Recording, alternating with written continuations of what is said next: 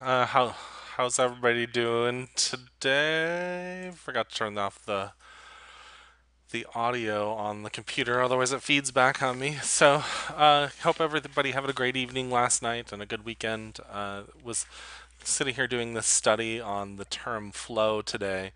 It's pretty interesting because that term's kind of thrown around quite a bit, within a lot of different circles, and so I just thought, I'm going to spend some time here and I'm going to do some research on this term because, I don't know if that's, exactly what we, want this to be.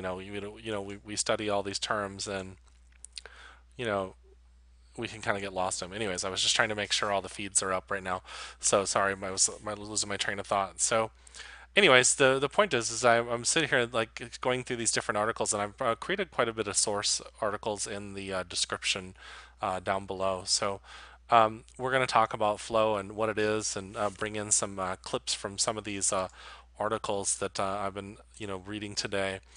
So the first thing I'm going to do is bring up a the characteristics of our making flow happen, and then I'm also going to bring in the you know the characteristics of flow. So I'm pulling that up right now. So sorry, I'm not as quite as prepared as I usually am. But okay, so let's bring this up on the screen. The first thing I want to bring up is making flow happen, which is here. It says, making flow happen, how to enter in the flow state. The state of flow happens under very specific conditions when we encounter a challenge that is testing for our skills, and yet our skills and capacities are at such that it is just possible to meet the challenge. So both the challenge and the skills are at high levels, stretching us almost to the limit. So it's like we might think that we're not up for the challenge, but we truly are, and so it's basically kind of just pushing you to that capacity. And by the way, a good leader or a good coach, somebody like that, will look at their people and they'll actually get to them to that point to where they'll almost push them to that limit to where they can get into that flow state. So a good leader is able to coach and develop somebody so they can be able to do that. Also, if a challenge exceeds skills, one can become anxious. Their anxiety will start to kick in. If skills exceed challenges, we usually become bored, like bright kids in school. Neither of these two cases result in flow. So basically, you have to be in a state where the encounter and challenge is testing for our skills, and yet our skills and capacities meet up to the challenge, but they push us to that limit. So some other characteristics of flow are clarity of goals and immediate feedback on the progress. For example, in a competition, you know what you've got to achieve, and you know exactly how well you are doing, whether you're winning or losing. Complete concentration on what one is doing at the present moment, with no room in one's mind for any other information. Actions and awareness are merged. A guitar player merges with the instrument and becomes the music that he plays. The activity becomes almost automatic, and the involvement seems almost effortless, though far from being so in reality. Losing awareness of oneself or self consciousness is also a common experience, but interestingly, after each flow experience, the sense of self is strengthened and a person becomes more than he or she was before. Sense of control over what one is doing with no worries about failure. So, in other words, you're just kind of in the state where you just kind of took this leap of faith and you're like, whoa, and things are happening for you. Transformation of time. Usually, time passes much faster than expected. However, the reverse can also be true. Activities are intrinsically rewarding. This means they have an end in themselves, and you do something because you want to, with any other end and goal often being just an excuse. What is also interesting in flow is almost a total absence of emotions during the actual process. One seems to be almost beyond experiencing emotions, mostly because this awareness of self is not present.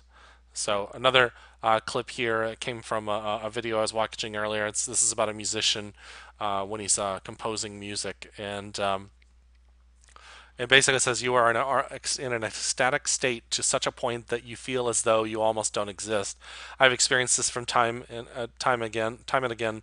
My hands seem to devoid of myself, and I have nothing to do with what is happening. I just sit there watching it in a state of awe and wonderment, and the music just flows. It just kind of comes out of this particular composer, and he's not really worried about what is going to be happening. So there's another flip side of this. There's a gentleman named I believe is go get this right. I think it's Jeffrey Wheel is his name. I think I actually got his name wrong, but we're gonna pull up his this clip from his article. It's Jamie Wheel. Sorry. Flow can blow you sky high or annihilate you. According to Jamie, when we pursue this optimal state of consciousness, where we perform and feel our best, where we let go of our ego and totally immerse ourselves in the world around us, we also face the risk of losing ourselves in addiction and depression. Transcendence can blow us sky high and at the same time annihilate us, and it has never been easier to disassociate from reality, access altered states, and to hack our consciousness. Just go to a Burning Man, join a local biohacking group, or even visit one of Berlin's raving nightclubs, and you will get the idea. I don't know what a biohacking group is, but I do know what Burning Man is, and I'm sure that the clubs and Berlin are great. So, with this newly discovered power, we acquire the potential either evolve or self-destruct. The choice is up to us. So when I first read this, I was like, I don't know if I'm, you know, agreeing with what he's saying here. But then I stopped and thought about it just for a second, and I thought, hey, maybe I get what he's saying here. So let's just think about this just for a second. So these flow states, we're going to these higher states of consciousness where we're kind of pushing the limits in ourselves and our lives, and then all this stuff starts coming out of us, and we're constantly into that state. Then I think what I'm gathering from this is we can get ungrounded, and so if we're ungrounded, then we're not facing the reality that's happening on in this particular world. Hey, by the way, I have to pay my electric bill, I have to pay my cable bill, I have to pay my car payment, all that kind of stuff. So if we're not grounded in this third dimensional reality, we forget all the things that are going on here. And some people say, but that's not a bad thing. And I'm like, well, I hear what you're saying, and I'm on the same page as you on some level. But I've been in those states where I'm like flying high, and that's all I'm doing, and I'm not grounded. And I forget to pay my bills, and then the collectors start calling, and then they actually make me start to be grounded and realize, oh wait, maybe um, I should start, being, more grounded in the reality. So, anyways, those are just some things that we think about. So, when I first read this article, I was like, I don't know if I'm seeing that, but I could totally understand where he's coming from as well. So, um, and so, just a couple of the quotes here I thought were very interesting. So, one here is that those who flow as life flows know they need. I'm sorry. Those who flow as life flows know they need no other force. So, in other words, this is from Lao Tzu. He's saying that you know if they're just kind of going with the flow, if they're letting go and letting things come as they need to, that kind of stuff, and knowing things happen exactly for a reason, that kind of stuff, then the stress starts happening. And what happens is that there's an old saying I talked about in another video, and so if you're paddling upriver, my friend Sherry tells me this all the time. If you're paddling upriver in a canoe, towards the current, you're probably in the wrong place. You have to kind of go with the flow of the river, and oftentimes the energy of the universe kind of takes us in this gradual flow. So this may seem, interestingly enough, different than what we were talking about with a flow state. And I pondered this for quite a while, and I thought, no, not really, because when you think about it, when you're letting go and you're letting go of your ego, and you can get to these high creative, high states where you're creating a lot of cool stuff. You're maybe writing, or you're doing many other things. And by the way, flow it has to do with many other things as well. We're going to get into that in a second.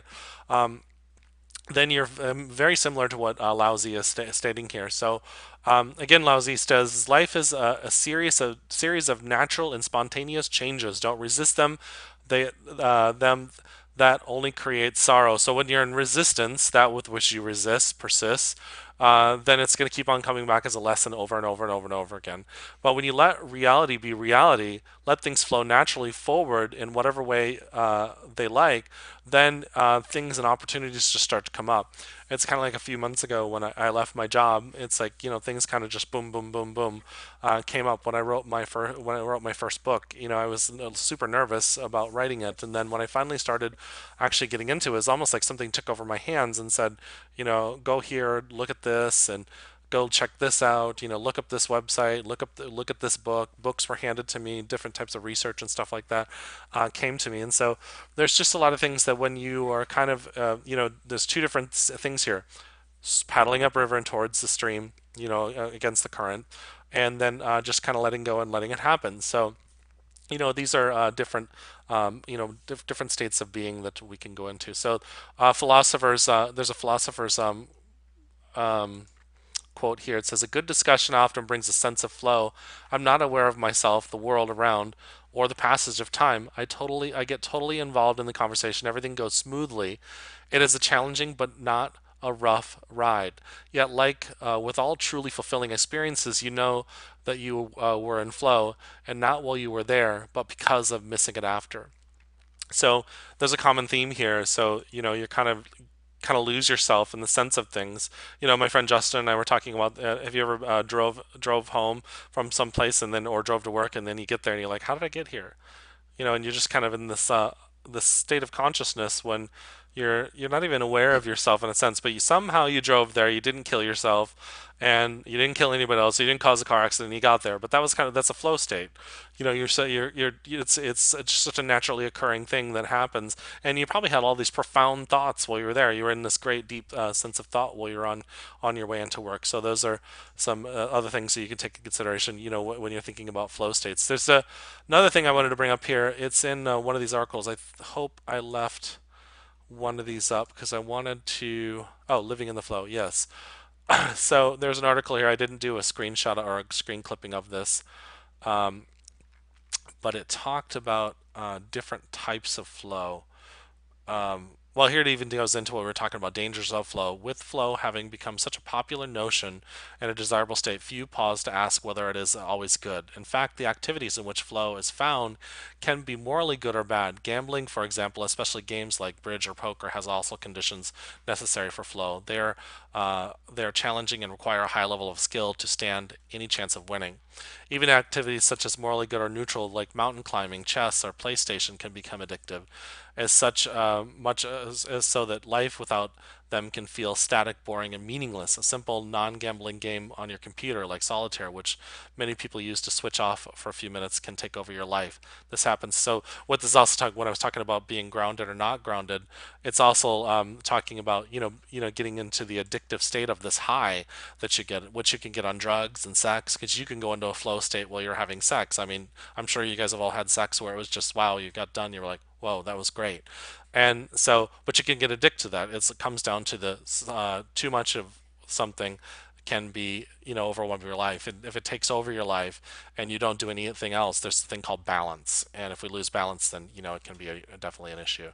Last quote I'm going to bring in here is, be still like a mountain, flow like a great river. I think of this when I'm thinking about a tree. When you think about a tree and there's this great breeze and you see the leaves kind of flowing, the branches flowing, that's kind of that flow state. The tree's not sitting and going, I'm rooted to the ground or I'm a tree. It's just kind of the state. Think about that when you're sitting outside and you're out in nature and stuff like that. Relax and just let be for a moment. And so if you're being in the now of the moment, you'll also you're not going to get in the state of, hey, I'm in this high and I get addicted to it and I get stuck, or I'm not so grounded that I can't I'm so not so grounded that I'm stuck in I'm this one area where I can't get past this and I'm afraid to move on. You don't want to be too grounded and you don't want it to be too high up here. You want to be centered in the heart. So sorry, this is a little bit choppy this time. I've been learning how to simulcast this on YouTube as well as Facebook, so I was working with that as well and trying to get that working. So, hope you guys had an amazing day and an amazing weekend, and thank you. Peace, much love to you, and have a good day.